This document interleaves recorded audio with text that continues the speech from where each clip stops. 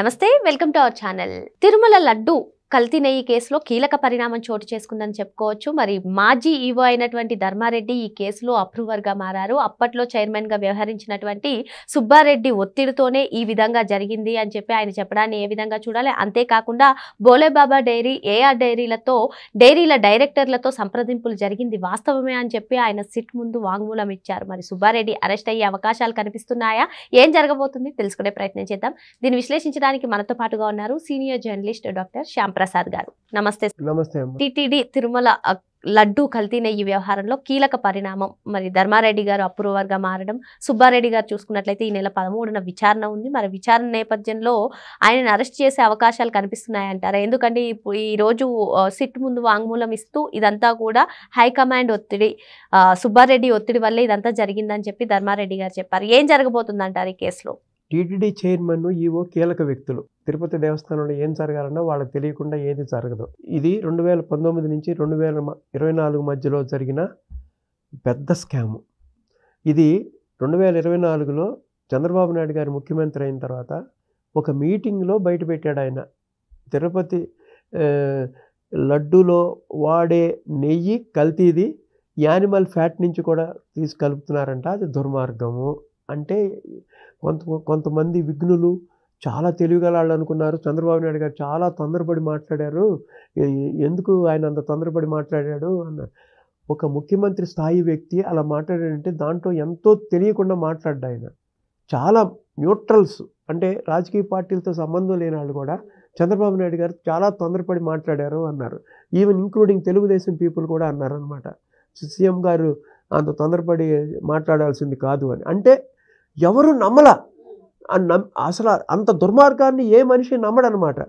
అది నీచమైన కార్యక్రమం. అది అంతకంటే నీచమైన కార్యక్రమం ఈ ప్రపంచంలో ఉండదు. మనిషిని చంపటం కంటే, మనిషిని ఒక వ్యవస్థని, ఒక మతాన్ని, ఒక మతంలో ఉండే మనోభావాలని పూర్తిగా కూని చేయటం అనమాట. కోట్లాది మంది భక్తుల, హిందూ భక్తుల మనోభావాన్ని దెబ్బకొట్టడానికి చేసిన పని అనమాట ఇది. అంటే మేమే పర్మనెంట్గా అధికారంలో ఉంటాం కాబట్టి మమ్మల్ని ఏం చేయలేరని డైరీలు మేనేజ్ చేసుకోవడం కాకుండా కెమికల్ కలపటం ఏంటమ్మా? అసలు కెమికల్ ఏంటమ్మా? అసలు పాలు వెన్న లేకుండా నెయ్యి తయారవుతుందా ఈ ప్రపంచంలో ఎక్కడన్నా? పాలు పెరుగు లేని నెయ్యి తయారు చేసి తిరుపతి లడ్డులో వాడటం అంటే ఎంత పాపం. అంత పాపానికి ఒడిగట్టారు వీళ్ళు, సుబ్బారెడ్డి కానీ ధర్మారెడ్డి కానీ. అదృష్టవశాత్తు ధర్మారెడ్డి కనీసం ఈ స్టేజ్లో నిజాన్ని ఒప్పుకున్నారు. తప్పు చేసి పశ్చాత్తాపడితే అది కూడా చాలా గొప్ప విషయమే. ధర్మారెడ్డిని ఇక్కడ మనం ప్రైజ్ చేయాల్సిన అవసరం ఉంది. ఎందుకంటే మేము ఏఆర్ డైరీ, బోలేబాబా డైరీతో సంప్రదింపులు జరిపిన మాట నిజమేనని ఒప్పుకున్నాడు ఆయన. అంటే ఇప్పుడు సుబ్బారెడ్డి అంటే గత చైర్మన్ టీటీడీ, ఆయన్ని మన సిట్టాళ్ళు పిలిచారు. సిట్టాళ్ళు రేపు 13 కానీ 15 కానీ ఉందనుకుంటా డేట్స్. 13ని పిలిచారు సార్, 15న వస్తానని. చూడండి, సిట్టు పిలిచిన టైంకి కూడా వెళ్ళరు వీళ్ళు.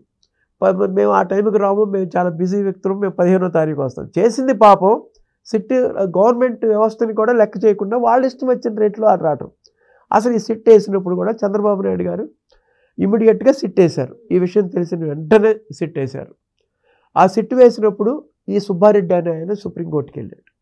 సుప్రీంకోర్టు ఏం చేసింది? స్టేట్ సిట్ కాదు, సిబిఐ నుంచి కూడా ఇద్దరిని కలిపి, సిఎఫ్టిఆర్ నుంచి కూడా ఒకళ్ళు కలిపి 5గురితో సిట్ కమిటీ వేశారనమాట. ఇప్పుడు ఆ సిట్ సంవత్సరం నుంచి దాన్ని పరిశోధించారు.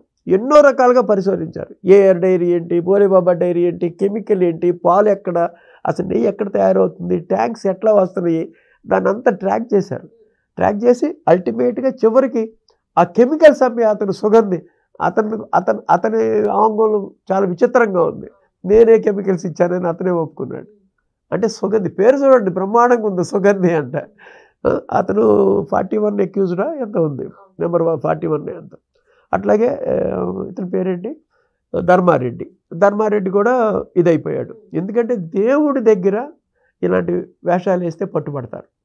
ఇప్పుడు పని చేసేటప్పుడు కూడా సిట్ కూడా చాలా సిస్టమేటిక్గా చేసుకోవాల్సింది. ఒకవేళ ఈ సుబ్బారెడ్డి కనుక రేపు సిట్ ఎదురుకు హాజరు కాకుండా పారిపోతే ఆయన ఎలా అదుపులోకి తీసుకోవాలో కూడా తెలుస్తుంది. ఎందుకంటే ఇది చాలా ముఖ్యమైనది. ఈ తప్పు చేసిన వాళ్ళని సమాజంలో ఉండనివ్వకూడదు. సమాజంలో ఉండటానికి అర్హత లేని మనుషులు వాళ్ళు. ఇంత ఘోరమైన తప్పు కేవలం డబ్బుల కోసం. ఒక పరమాత్ముడు, ఒక వెంకటేశ్వర స్వామి ప్రసాదం, కొన్ని కోట్ల మంది ప్రజలు ఆరాధించే దైవం యొక్క ప్రసాదాన్ని ఇట్లా కల్తీ చేస్తారంటే అసలు అంతకంటే దుర్మార్గమైన మనిషి ఈ ప్రపంచంలో పుట్టపోడు, పుట్టలా అసలు. ఇది ఒక చరిత్ర అన్నమాట. కాబట్టి అలాంటి వ్యక్తుల్ని సమాజం బహిష్కరించాలి, దేశం బహిష్కరించాలి. సార్, మీరు చెప్పినట్టుగానే సుప్రీంకోర్టు ఆదేశాల మేరకు ఏర్పరిచినటువంటి కమిటీయే కల్తీ జరిగిందని చెప్తుంది. మరోపక్క ధర్మారెడ్డి అప్రూవర్గా మారుతున్నారు.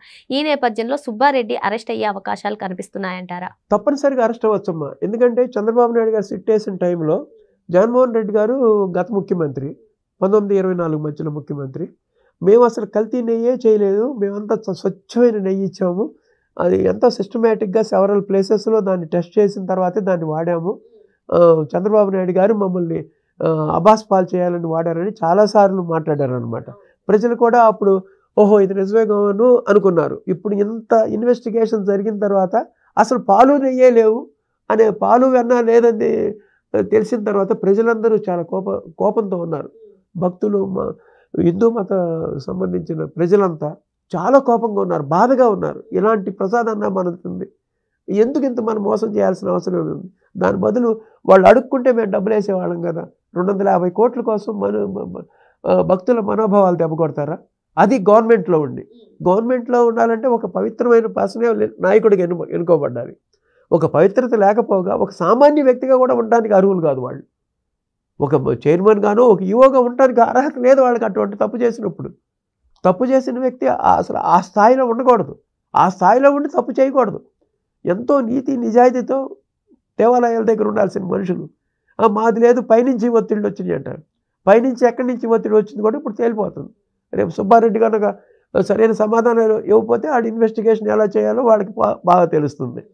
అసలు వీళ్ళు పుట్టుకే, వాళ్ళ తండ్రి కూడా అంతే. 2004లో ఈ పెద్ద స్కాము జగన్మోహన్ రెడ్డి చేసిన క్విట్ ప్రో స్కామ్ కూడా రాజశేఖర రెడ్డి ముఖ్యమంత్రి అప్పుడు జరిగిందే. అంత పెద్ద స్కామ్ ఆంధ్రప్రదేశ్ చరిత్రలో లేదు.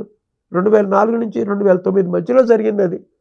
అలాంటి స్కామ్ జరిగిన వ్యక్తి కొడుకెత్తను, అతను 16 నెలలు జైల్లో ఉన్నాడు.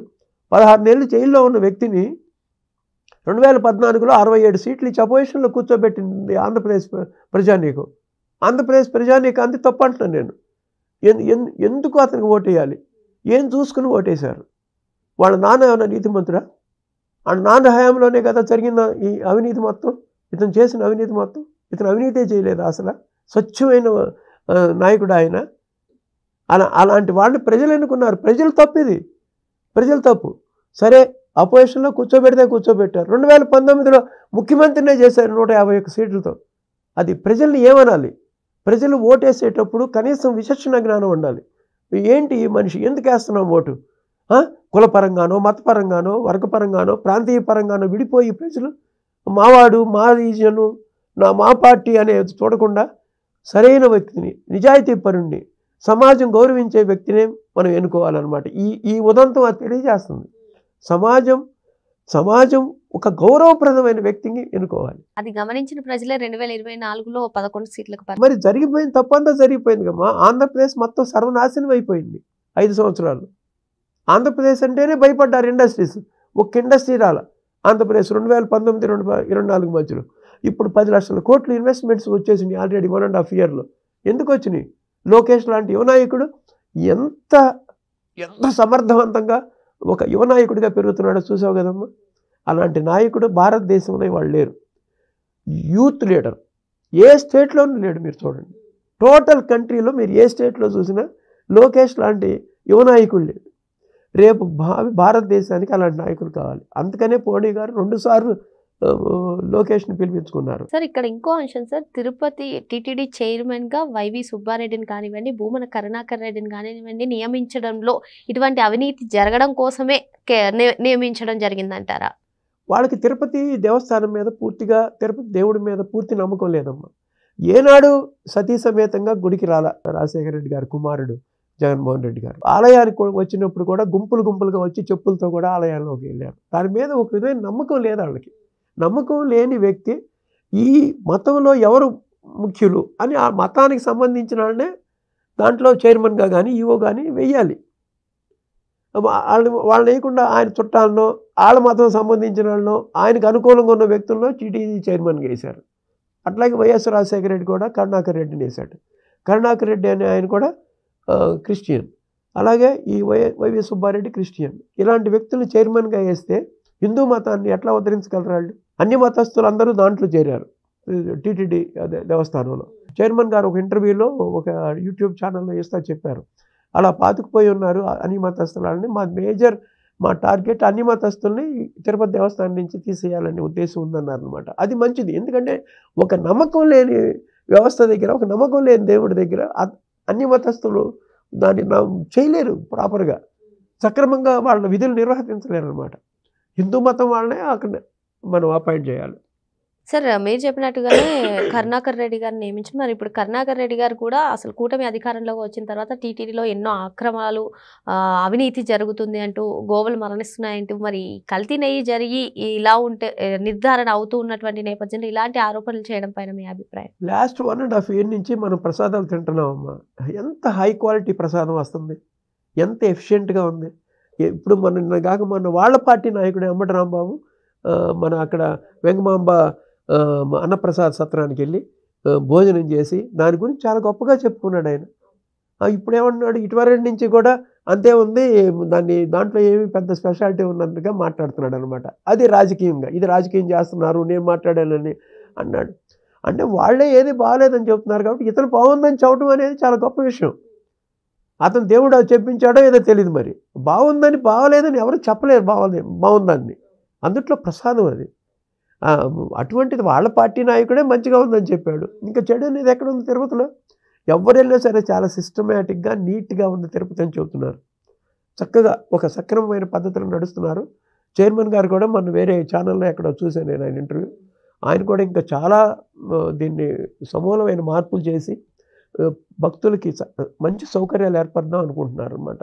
ఈ దర్శనాలు కూడా ఆర్టిఫిషియల్ ఇంటెలిజెన్స్ వాడి చేద్దాం అనుకుంటున్నారు అనమాట. ఎంతో మంచి భావాలు ఉన్నాయి అక్కడ.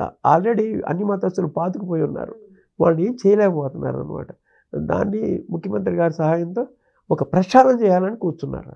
ధర్మారెడ్డి అప్రూవర్గా మారడంతో సుబ్బారెడ్డి అరెస్ట్ అయ్యే అవకాశాలు ఎక్కువగా కనిపిస్తున్నాయి అని చెప్పి సార్ చెప్తున్నారు. మరో అంశంతో మళ్ళీ కలుద్దాం. Thank you sir. నమస్తే.